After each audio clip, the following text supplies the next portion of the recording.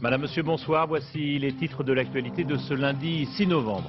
Les farines animales bientôt interdites, c'est ce qu'annonce Jean Glavany. Le gouvernement se donne 4 mois pour arrêter sa décision alors qu'une réelle psychose monte autour de la viande de bœuf. La tempête n'a pas eu la force annoncée. Une personne a été tuée dans un glissement de terrain à Nice, une autre à Gap. Les ports de la façade atlantique ont été fermés et des lignes téléphoniques coupées. Mais c'est surtout l'Angleterre qui a été noyée sous des trompes d'eau. Le procès Festina est le quitus donné à Richard Virenque par le procureur dans ses réquisitions. Sans le dire, il propose la relaxe pour le coureur qui a pourtant avoué s'être dopé. La campagne pour les présidentielles aux États-Unis, jour J-1, l'incertitude est plus grande que jamais. Toutes nos équipes sont sur le pied de guerre et nous rejoindrons Claude Sérillon à Washington. Et puis enfin, nous irons à Venise, la ville de Vivaldi. Des partitions inédites du maître y ont été retrouvées. Faut-il, oui ou non, interdire définitivement toute utilisation des farines animales, comme l'ont fait les Anglais? Jean Glavany penche pour le oui. Il l'a dit ce matin à nos confrères d'Europe 1. Le gouvernement se donne 4 mois pour étudier toutes les implications. Mais il faut déjà savoir, a dit le ministre de l'Agriculture, que cela coûtera très cher à la collectivité. Éric Mézy et Yann Jiquel. Jamais on n'a été aussi près d'une interdiction totale des farines animales. Jean Glavany l'avait plusieurs fois évoqué et puis plus rien. Aujourd'hui, l'Agence française de sécurité alimentaire est saisie. Elle se donne 4 mois pour étudier les risques liés à cette possible interdiction. Vous savez, si on veut interdire les farines animales, ce qui, je vous le dis, franchement, nous simplifierait la vie, même si ce n'est pas forcément une question de sécurité alimentaire, ça aura au moins un avantage, c'est que ça éliminera les fraudes. Je sens aussi une mesure d'opinion qu'ils demandent, qui pensent qu'on en a tellement vu de toutes les couleurs à cause de ces farines animales, qui au fond d'elles-mêmes n'arrivent pas à croire qu'elles soient sécurisées. Paradoxalement, c'est donc au moment où ces farines sont les plus sûres qu'elles risquent de disparaître. Aujourd'hui, les porcs, les volailles industrielles et les poissons d'élevage mangent toujours une ration qui contient entre 2 et 6% de graisse et de farines animales. Tous les acteurs de la filière, des agriculteurs aux fabricants d'aliments, se disent prêts pour le grand saut. Mais cette disparition des farines aura plusieurs effets. Conséquences sanitaires tout d'abord, car les farines devront être remplacées par du soja américain, transgénique la plupart du temps. Impossible de cultiver plus de soja pour l'instant en Europe, des accords internationaux nous en empêchent. Conséquences écologiques ensuite. La fabrication puis la destruction de ces 900 000 tonnes de farine dans des cimenteries pourrait entraîner des pollutions de l'air et de l'eau. Économique enfin, on paiera bien moins cher à l'éleveur une carcasse dont un tiers du volume ne sera plus vendu. La Grande-Bretagne a déjà interdit les farines. La France va sans doute suivre, mais les autres pays européens ne semblent pas prêts à faire de même. Il y a là des risques de concurrence déloyale. Bien évidemment, les conséquences économiques existeraient, puisque l'importation de viande d'autres pays pourrait s'effectuer toujours sur le territoire français, alors que les animaux en question auraient consommé, eux, des farines animales. Cette mesure donc rassurera sans doute l'opinion publique, mais elle aura un coût, 3 milliards de francs par an pour la destruction et le remplacement des farines. Et même s'il n'est pas question d'interdire la fameuse côte à l'os, mais seulement d'en modifier la découpe, une réelle psychose monte autour de la viande de bœuf. Après les cantines d'une dizaine d'arrondissements à Paris, ce sont les villes de Nogent-sur-Marne, de Reims, de Caen, de Cherbourg ou de Dunkerque qui retirent le bœuf du menu de leur cantine scolaire. Audrey Clohagen. Salade de tomates et concombres, brandade au crouton. Aujourd'hui, il n'y avait pas de viande au menu dans cet établissement scolaire de Toulouse. Dominique Baudis, le maire de la ville, a décidé l'interdiction pure et simple de la viande de bœuf dans les cantines des 183 écoles de la ville, une mesure appréciée par des élèves bien informés. On a regardé les informations sur la 2 et on a vu qu'il y avait des gens qui mouraient en étranger, en Angleterre par exemple. Et mon père, il a peur, alors il ne veut plus. L'interdiction est provisoire. Mais pour les parents d'élèves, souvent inquiets, c'est déjà un premier pas, même s'ils demandent plus. Par quel type de protéines va-t-on remplacer la viande de bœuf? Combien de temps cela va durer? Et ensuite, en fait, le vrai problème est celui de l'origine de toute l'alimentation, que ce soit le bœuf, que ce soit les autres viandes ou que ce soit les céréales. En résumé, la traçabilité de ce qu'on trouve dans l'assiette de nos enfants. Ce maire en Normandie a lui aussi décidé de retirer la viande de bœuf du menu des élèves. Après plusieurs entretiens avec des parents, il décide d'appeler la société qui livre ici 400 repas par jour pour prendre les mesures nécessaires. On est face à un problème extraordinairement compliqué dont on ne connaît ni les tenants ni les aboutissants.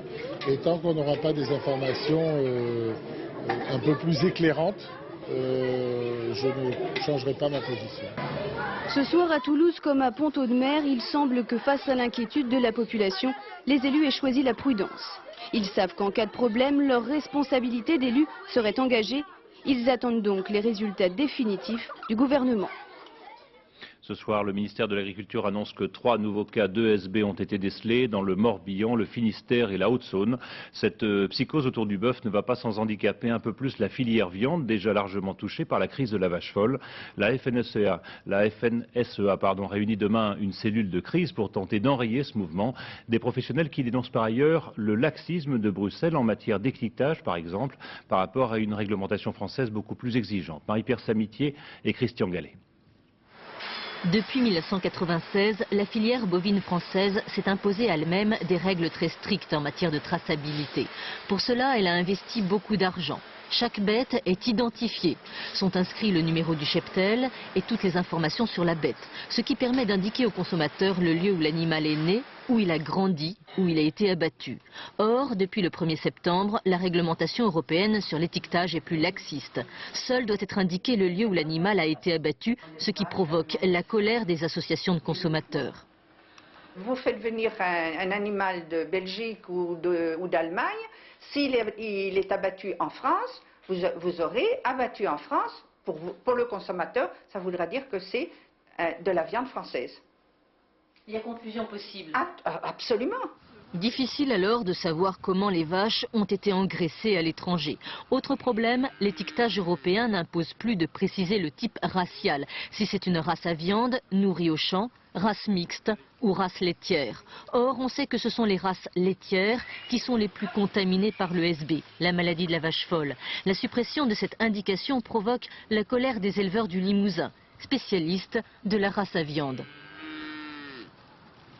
On floue le consommateur d'une partie de l'information qui est disponible et suite au travail des éleveurs. Et donc, à la limite, les grands perdants vont être à la fois les éleveurs et les consommateurs. La Commission européenne promet d'imposer un étiquetage plus précis, mais seulement en janvier 2002. La raison officielle ? Il fallait laisser le temps aux États membres qui étaient le moins avancés en matière d'étiquetage et en matière de traçabilité, c'est-à-dire d'identification de la vie de l'animal, la possibilité de mettre en place les dispositifs nécessaires. Mais les éleveurs français dénoncent les puissants lobbies de la viande anglaise qui font tout en Europe pour entretenir le flou le plus longtemps possible.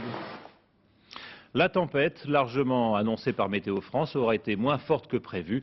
Les vents n'ont pas atteint la puissance de la semaine dernière et c'est surtout la pluie qui a fait des dégâts. Toute la région de Nice a été noyée sous des trompes d'eau et une personne âgée a même été emportée par un glissement de terrain. Olivier Théron et Frédéric Serruli. Les pompiers ne savent plus où porter secours.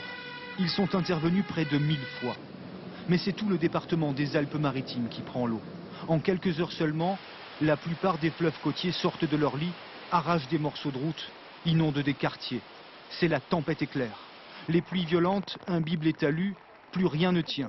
Cette femme a failli être emportée par un mur de soutènement qui s'est effondré sur sa maison.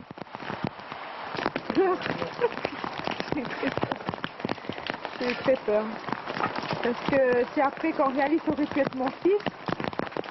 Et lui, il n'aurait peut-être pas eu le réflexe de se pousser. Un homme de 60 ans a eu moins de chance. Il a été enseveli par une coulée de boue et de briques.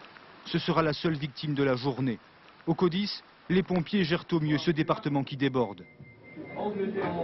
Beaucoup de maisons ont été endommagées, beaucoup de véhicules emportés ou inondés. On a procédé à de nombreuses évacuations, camping, écoles maternelles, surtout à titre préventif. Fermé, l'aéroport de Nice, trop d'eau, trop de vent.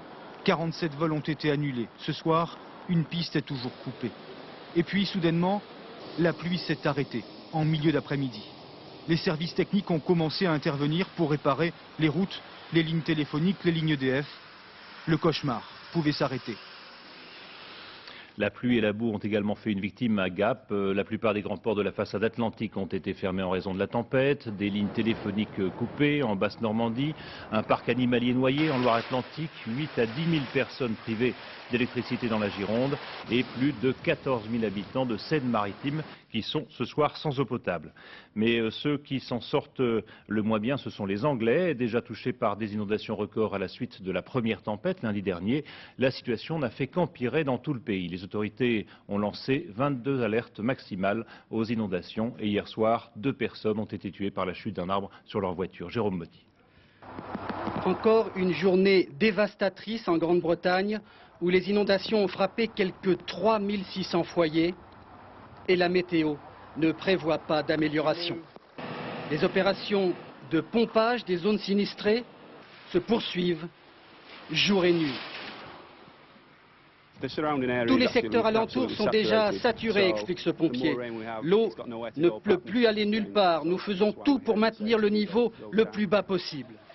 Dans toute l'Angleterre, c'est le branle-bas de combat contre l'eau. La priorité est de protéger les quartiers d'habitation. À Gloucester, à l'ouest, les sacs de sable ont cédé à la puissance des flots. Les riverains s'emploient à nettoyer leurs jardins et leurs cours, couverts de boue. Le rez-de-chaussée de cette femme a été complètement inondé. Tout est en panne dans la cuisine. La machine à laver, le réfrigérateur, la cuisinière, tout. Voilà, mais on tient le coup. La nuit dernière, dans le centre du pays, à Richard Castle, 2 personnes ont été tuées et une 3e grièvement blessée quand un arbre s'est abattu sur leur voiture. Le bilan des intempéries en Angleterre est de 7 morts en une semaine. Et puis en mer d'Irlande, c'est l'équipage d'un chalutier espagnol qui a été sauvé par les gardes-côtes. Un autre chalutier britannique est lui aussi en difficulté. Puis enfin, en Italie, 3 ouvriers ont été emportés par une coulée de boue près de San Remo. L'un des hommes est décédé. Au Sables-d'Olonne, les 24 concurrents de la course autour du monde en solitaire et sans escale sont toujours à quai. Leur départ reporté une première fois mardi midi pour cause de tempête vient d'être différé à nouveau. Ce devrait être jeudi.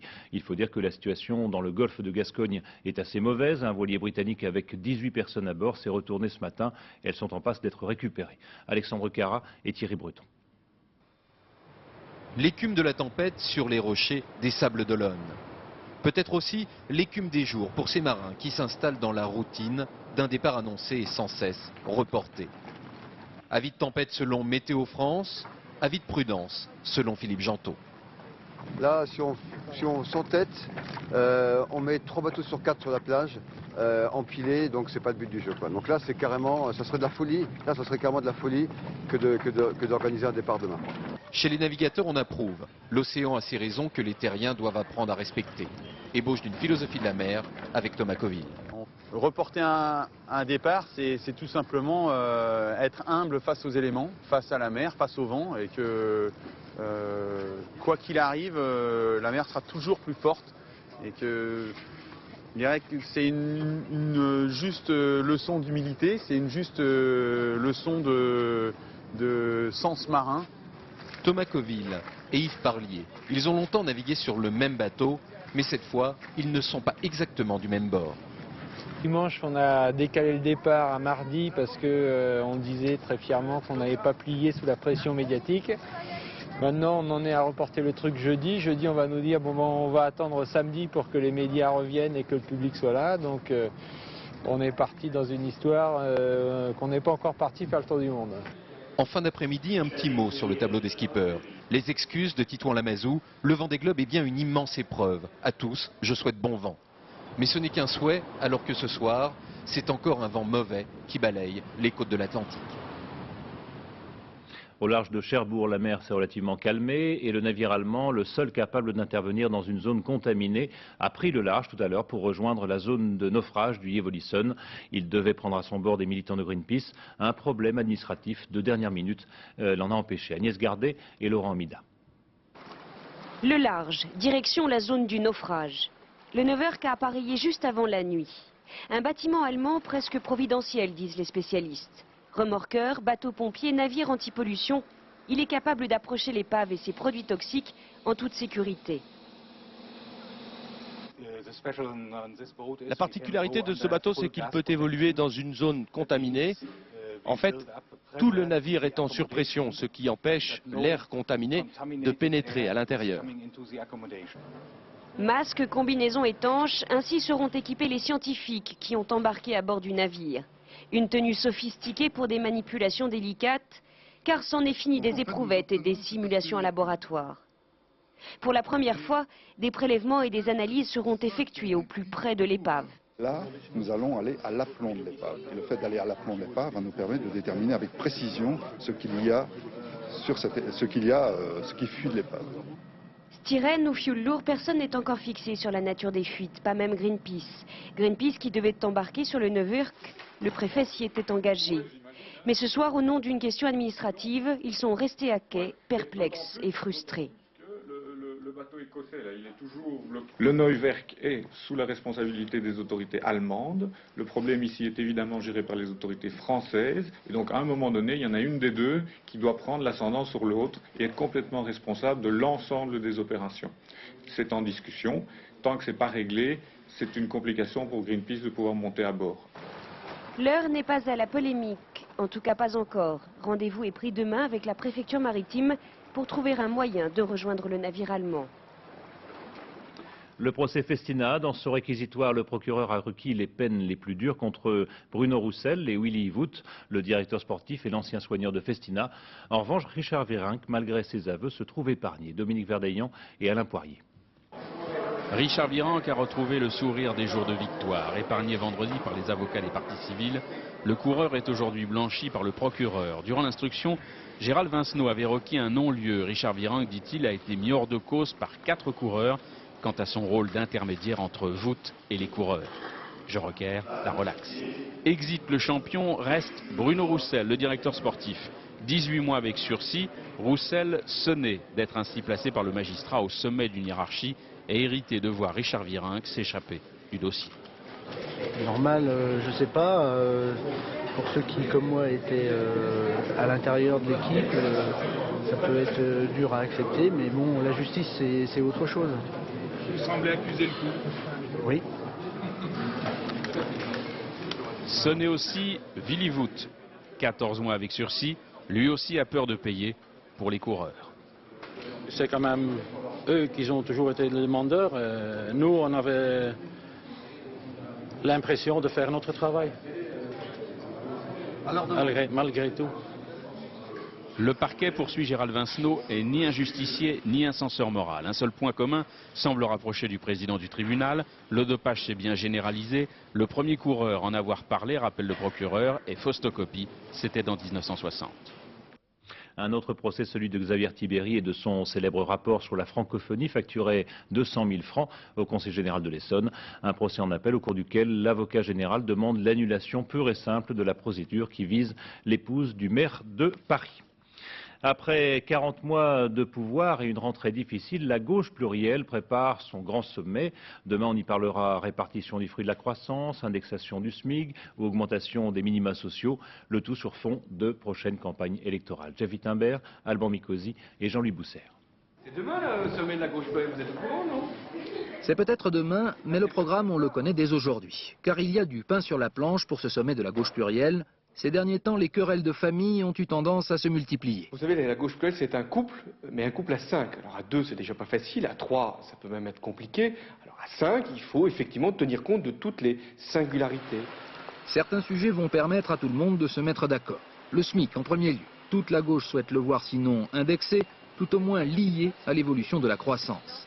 Même chose pour les minima sociaux, tels le RMI ou le minimum vieillesse. Là encore, si l'économie se porte mieux, ils doivent bénéficier d'un coup de pouce. Le voile se lève donc sur des propositions notamment réclamées par les communistes, avec un message adressé au gouvernement. Imaginez un seul instant que les propositions que nous faisons dans le cadre de ce sommet resteraient lettres mortes parce que le gouvernement ne les entendrait pas, ça donnerait une piètre idée de ce qu'est la majorité plurielle.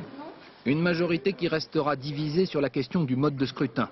L'instauration de la proportionnelle en 2002, c'est non, ont dit les socialistes, aux Verts qui en sont les plus chauds partisans.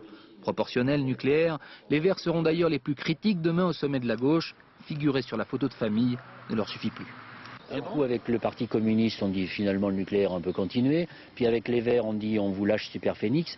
Ça ne peut pas marcher. Nous, ce que nous voulons, c'est un accord général qui engage solidairement l'ensemble de la majorité plurielle. L'impatience des uns, la mauvaise humeur des autres, Le sommet de demain a failli être annulé. Sa tenue, finalement, prouve que la gauche veut afficher une image d'unité. La perspective des municipales n'y est pas étrangère. En visite à Paris où il a été reçu successivement par Jacques Chirac et Lionel Jospin, Shimon Peres affiche une confiance inébranlable dans le processus de paix. Les accords d'Oslo ne sont pas morts, a-t-il dit, même si la différence entre un échec et un succès est infime dans ce domaine. Shimon Peres qui met beaucoup d'espoir dans les visites annoncées de Yasser Arafat et Ehud Barak à Washington à la fin de la semaine. Sur le terrain, en Israël, les affrontements ont encore fait 2 morts aujourd'hui chez les Palestiniens. La campagne pour les présidentielles aux États-Unis, à la veille du scrutin, les 2 candidats, George Bush et Al Gore, se sont livrés à des marathons électoraux tout le week-end, chacun espérant faire basculer certains États en leur faveur. Mais le scrutin n'a jamais été aussi serré depuis 40 ans. Claude Sampère et Yann Jiquel.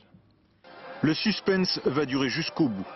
À la veille de l'élection, les 2 candidats multiplient les meetings de dernière minute. Ultime marathon électoral de 30 heures pour le démocrate Al Gore dans 5 États clés.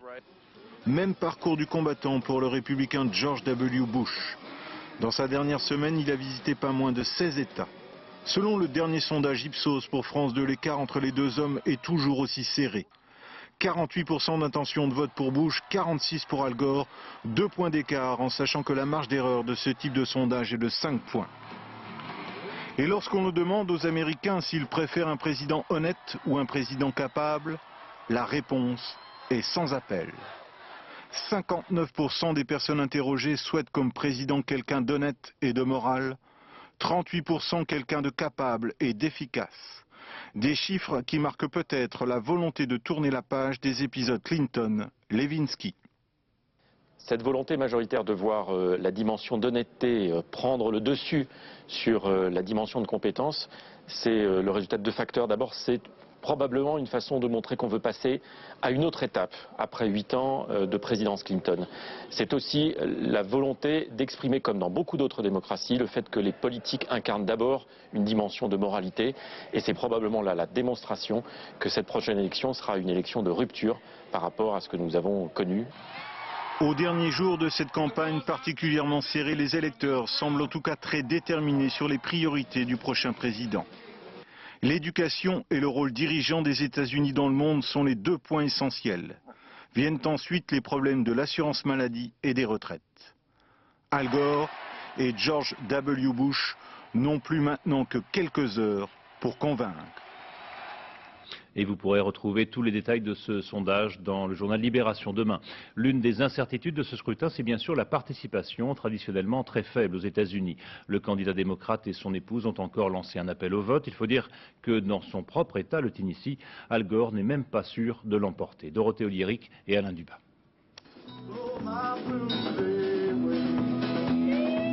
Sur les terres d'Al Gore, berceau de la musique country, ils savent que dans quelques heures, il va falloir jouer une autre partition, celle des élections. Beaucoup d'électeurs sont encore indécis, alors au QG du candidat démocrate, les bénévoles sont plus que jamais mobilisés. Ils savent que rien n'est gagné pour Al Gore. En fait, je n'ai jamais soutenu aucun candidat comme ça. Mais cette fois, j'ai vraiment compris qu'ils avaient besoin de mon aide. La course est tellement serrée. La machine de campagne d'Al Gore est une véritable machine de guerre. Derrière ces ordinateurs, tout se joue.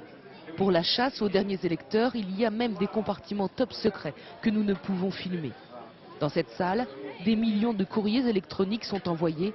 Il faut agir jusqu'à la dernière minute. Environ 10% des gens n'ont toujours pas décidé pour qui ils allaient voter. Et Al Gore fait tout pour les convaincre que l'avenir économique du pays se fera avec les démocrates. Autre technique pour arracher la victoire, Latu Charme. Elle est l'héroïne d'un feuilleton télé. Elle arrive de Los Angeles pour soutenir Al Gore. Elle déteste Bush. Je ne veux pas que mon Amérique soit dirigée par un homme qui pollue son propre État. Il ne sait même pas s'occuper des siens. Vous le voyez à la tête du monde ? Michael et Cathy sont bénévoles. Eux ont pour mission de convaincre encore quelques dizaines d'électeurs. Moi je suis convaincu, je vote pour Gore. Fantastique, si vous avez besoin de quoi que ce soit, appelez-nous. J'ai besoin de rien, je croise les doigts, c'est tout. Il croise les doigts parce que rien n'est gagné ici pour Al Gore. La dernière fois qu'un candidat a perdu son propre État au présidentiel, c'était en 1972. Alors Étienne Lénart, vous suivez pour France 2 cette campagne depuis Washington. Le score, on l'a dit, s'annonce très serré. Et le paradoxe du mode de scrutin américain fait que ce n'est pas forcément le candidat ayant recueilli le plus de voix qui l'emportera automatiquement. Oui Benoît, c'est un système horriblement compliqué. Pour essayer de faire simple, vous savez que les Américains votent d'abord pour un certain nombre de grands électeurs et que ces grands électeurs, eh bien, on vote pour eux dans chaque État. Et il suffit à un des deux candidats, George Bush Jr. ou Al Gore, d'arriver en tête dans l'État pour remporter la totalité des grands électeurs de cet État. Je vous donne un seul exemple. Si Al Gore, le démocrate, remporte la Californie avec 2000 voix d'avance, il remportera la totalité des grands électeurs de cet État de Californie. Et s'il fait cela dans plusieurs grands États où le nombre de grands électeurs est relativement important, eh bien George Bush peut remporter tous les autres États. Ça n'aura pas d'influence, c'est M. Gore qui l'emportera. Alors c'est encore un fantasme, les médias américains s'en réjouissent à l'avance, mais c'est déjà arrivé par 3 fois au siècle dernier que un candidat remporte le plus grand nombre de votes au niveau des Américains, mais qu'il perde les élections parce que l'autre candidat avait remporté le plus grand nombre de grands électeurs. C'est, je vous l'accorde, très compliqué, mais plus l'élection est serrée, plus il y a de chances que ce scénario se produise. Et on le disait tout à l'heure, les derniers sondages notent un resserrement de l'écart entre M. Bush et M. Gore. Ils se tiennent en 2 points et donc tout restera indécis jusqu'à demain soir très tard. Merci Étienne. Et alors vous avez à côté de vous Claude Sérillon. Claude, vous êtes également à Washington avec toutes nos équipes puisque le journal demain se fera en direct de la capitale américaine. Ben oui, je crois que cet événement est un événement passionnant que nous vivons ici heure après heure, car comme vient de le dire Étienne, les sondages sont particulièrement étroits. Événement passionnant parce que c'est la première puissance du monde et parce qu'à l'égal de ça, nous avons voulu être très présents, nous, France 2, rédaction de France 2, sur cet événement. Alors dès demain, dans l'édition de 20h, une très grande partie de cette édition sera consacrée à l'événement avec beaucoup de reportages sur la société américaine et depuis en direct Washington. Et puis dans la nuit de mardi à mercredi, réveillez-vous à partir de 4h du matin, il y aura d'abord un jeu police sur New York et puis ensuite en direct avec Étienne Lénart nous commenterons les résultats. Il faut savoir qu'il y a 3 fuseaux horaires, donc il faudra attendre les résultats de la Californie pour savoir qui de Gore ou de Bush l'a emporté. Et puis nous nous retrouverons mercredi à partir de 20h pour une autre édition spéciale avec le nom du 43e président des États-Unis. Merci Claude, et donc on reste éveillé dans la nuit de mardi à mercredi. En France, une bonne nouvelle pour les chantiers navals de l'Atlantique. Une commande ferme vient d'être passée par le groupe américain Carnival pour un Queen Mary 2, l'un des plus gros navires de croisière que l'on ait jamais vu. Olivier Sioux et Gabriel Camilla. Cette signature vaut de l'or, 4 milliards de francs. Le Queen Mary 2, ce sera tout simplement le plus long, le plus haut, en un mot, le plus gros paquebot jamais construit au monde. Haut comme un immeuble de 23 étages, 2 fois le volume du France. C'est la première fois depuis 35 ans que dans le monde, on va reconstruire un transatlantique. C'est-à-dire un navire qui n'est pas destiné simplement à faire de la croisière aux Caraïbes ou en Méditerranée, mais un navire destiné à faire des traversées de l'Atlantique pour emmener des passagers d'un côté de l'océan à l'autre. Un transatlantique qui pour l'instant n'est que virtuel sur l'écran d'un ordinateur, car il faudra bien 3 ans, études comprises, avant que le digne successeur du France ne quitte les cales de Saint-Nazaire. Le plan de charge des chantiers de l'Atlantique ressemble au carnet de bord d'une belle. Pas moins de 12 prétendants fermes. Seul bémol, ce sont tous des paquebots, il n'y a pratiquement pas de navires de charge.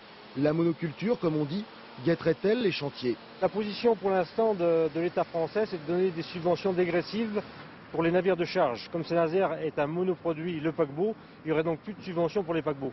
Pour vous, c'est justement un problème, cette monoculture du paquebot aujourd'hui? Oui, ça pose le problème de la diversification. Donc tant que les paquebots sont là, c'est bien, mais on arrive à un monoproduit et il serait temps de songer à une diversification.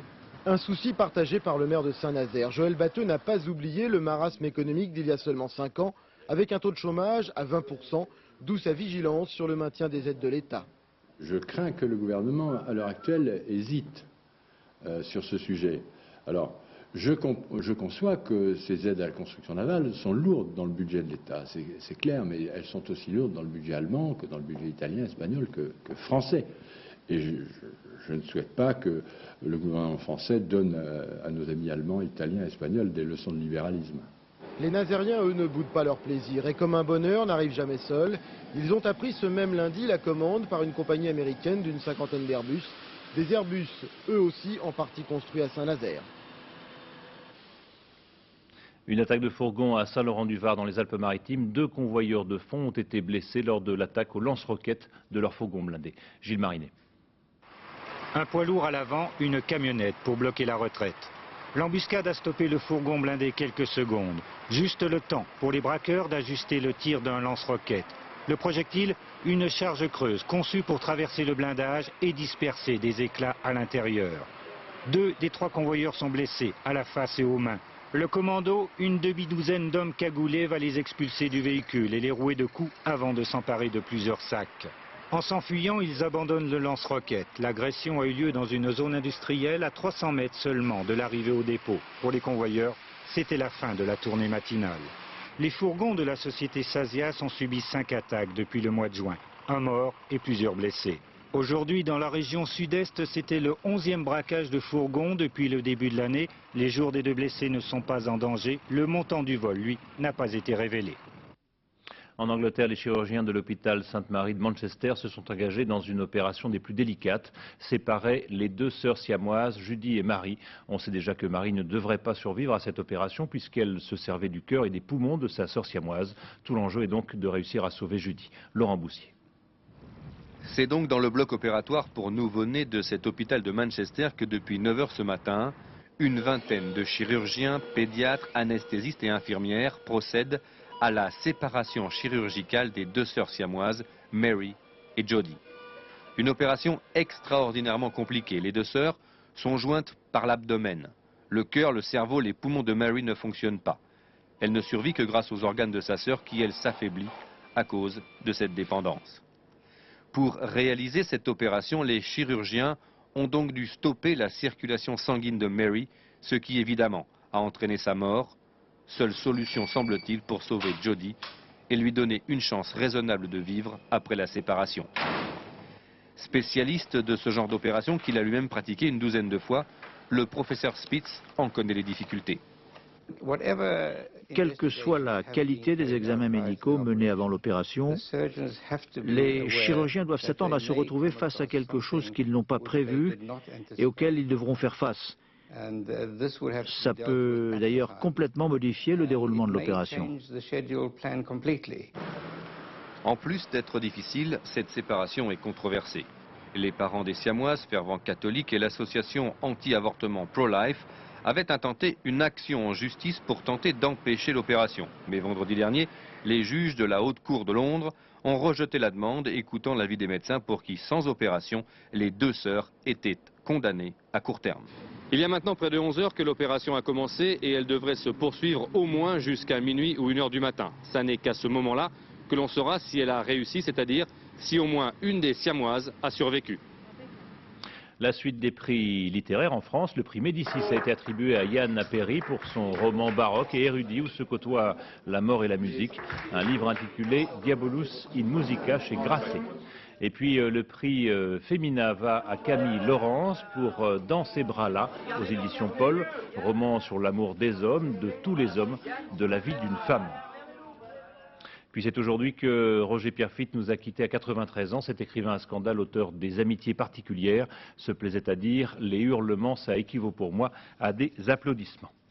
Partons maintenant pour Venise, dont l'orchestre baroque a taillé sa réputation dans l'interprétation des œuvres de Vivaldi. Son chef Andrea Marcone a même retrouvé certaines partitions inédites du maître. Michel Monponté et Philippe Luzzi.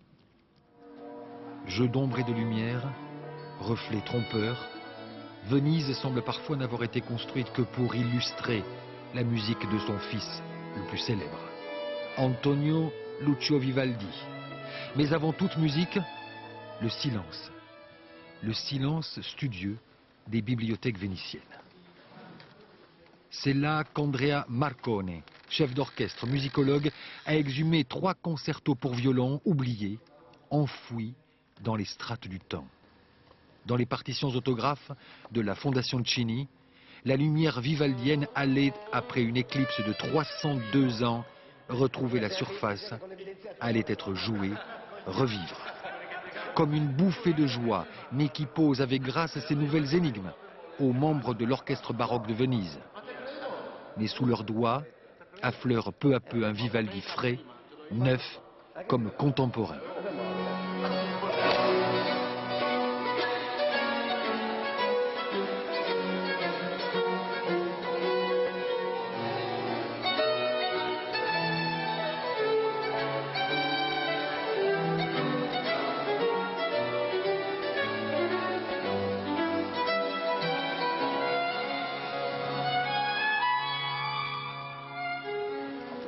Dehors, le ciel s'est éclairci. Et l'on se dit bien sottement que jouer du Vivaldi ici, au milieu de tant de beauté, doit être si facile, rien qu'un jeu, mais un jeu avec le feu.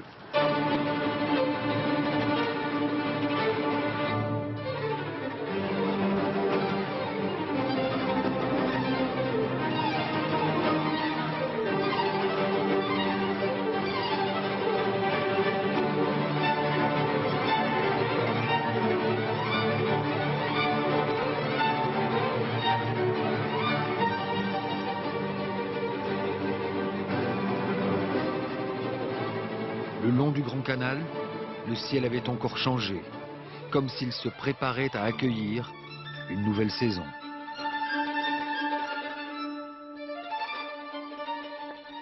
Voilà, c'était à Venise, mais l'orchestre baroque de Venise se produira demain soir à l'église Saint-Roch à Paris. Un coup de chapeau aux athlètes français de Sydney. Jacques Chirac a reçu tous les médaillés olympiques à l'Élysée pour les décorer et espérait qu'ils feraient aussi bien aux Jeux d'Athènes en 2004 et pourquoi pas à ceux de Paris en 2008, à condition bien sûr que la France soit sélectionnée. En revanche, rien ne va plus à Marseille où le manager sportif Éric Dimeco vient d'être remercié par son président. Voilà, nous arrivons à la fin de ce journal. Je vous en rappelle le principal titre. Les farines animales bientôt interdites, c'est ce qu'annonce Jean Glavany. Le gouvernement se donne 4 mois pour arrêter sa décision alors qu'une réelle psychose monte autour de la viande de bœuf. Dans un instant, la météo, ce sera Nathalie Riouet. À 23h, Argent Public, Sylvain Attal recevra Dominique Voynet. Vers 0h30, le journal de la nuit sera présenté par Laurence Piquet qui recevra la danseuse étoile, Kaber Bellarbi, le danseur étoile, pardon. À 7h50, dans les 4 vérités présentées par Gérard Morin, l'invité sera Jean-Yann. À 13h, ce sera bien sûr Gérard Rolls. À 20h, je serai là, mais ce sera surtout Claude Sérillon qui sera à Washington. Bonne soirée sur France 2.